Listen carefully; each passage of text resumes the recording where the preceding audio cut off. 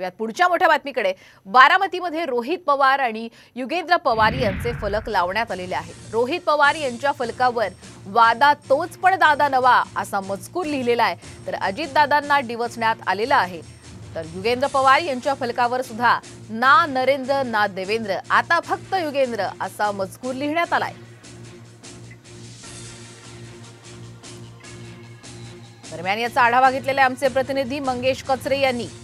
पुण्यानंतर आता बारामतीमध्ये देखील रोहित पवार यांचे फलक झळकू लागलेले आहेत। आपण हे या ठिकाणी पाहू शकता। मी सध्या बारामती तालुक्यातील जारगवाडी या ठिकाणी आहे।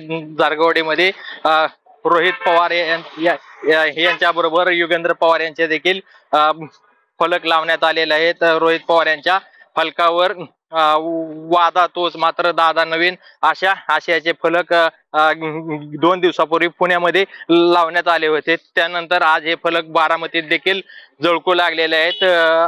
त्याचबरोबर उपमुख्यमंत्री अजित पवार यांचे सख्खे पुतणे युगेंद्र पवार यांचे देखील जारगवाडी गावामध्ये फलक लावण्यात आलेले आहेत। या फलकावर ना नरेंद्र ना देवेंद्र, आता फक्त युगेंद्र अशा आशयाचे फलक लावण्यात आलेले आहेत। कालच युगेंद्र पवार यांनी शरद पवार यांच्या बारामती येथील कार्यालयाला भेट दिली, त्या ठिकाणी कार्यकर्त्यांशी संवाद साधला। यानंतर बारामतीतील राजकीय वातावरण ढवळून निघाले आहे। असे असताना देखील या जारगवाडी गावामध्ये लावलेले फलक हे लक्ष वेधून घेत आहेत। मंगेश कचरे, साम टीव्ही न्यूज, बारामती।